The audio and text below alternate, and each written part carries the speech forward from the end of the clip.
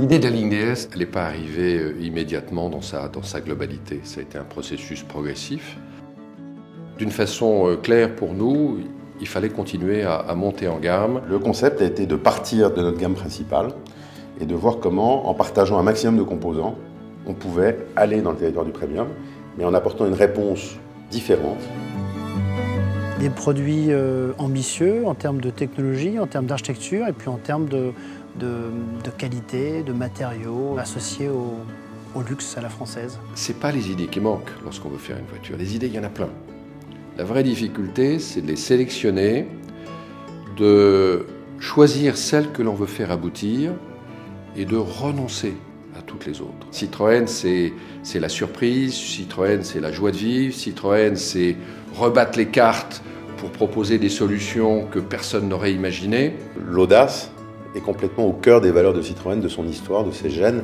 Et donc, si un constructeur pouvait prendre ce risque, c'était bien Citroën, qui en avait la légitimité de par son histoire. C'est la seule marque à avoir eu dans le même showroom à la fois une 2 chevaux et une DS, justement. Sur le fait que ce soit une ligne complète avec une même appellation entre les 3 véhicules, c'est quelque chose qui arrivait en phase finale. Les 3 voitures étaient faites.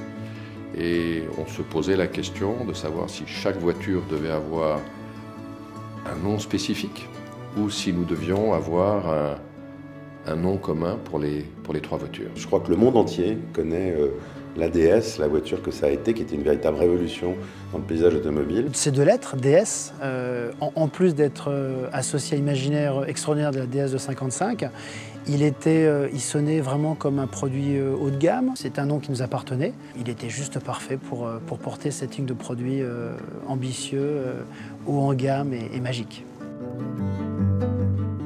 La ligne DS bouscule. La ligne DS met sur le marché des objets comparables à aucun autre. Ces véhicules font leurs traces. Nous avons totalement évité de chercher à singer les marques premium, que ce soit dans la morphologie de leur voiture, dans leur interprétation stylistique. On est dans une création unique, spécifique à la marque Citroën. C'est bien tout l'enjeu de la ligne DS que de tirer la marque Citroën vers le haut. Ça veut dire être encore plus exigeant en termes de qualité, être encore plus exigeant en termes de qualité perçue et en termes de performance et d'équipement. C'est une autre approche qui nous oblige à voir les choses un peu différemment. Ça amène de la valeur et ça accélère d'une certaine manière l'image de la marque Citroën dans le monde. La ligne DS a une vocation mondiale, donc il y aura d'autres DS après la DS5. C'est la 3e de la série, mais ce n'est pas la dernière. Je souhaite à tout homme ou à toute femme qui travaille dans l'automobile de pouvoir vivre une chose pareille.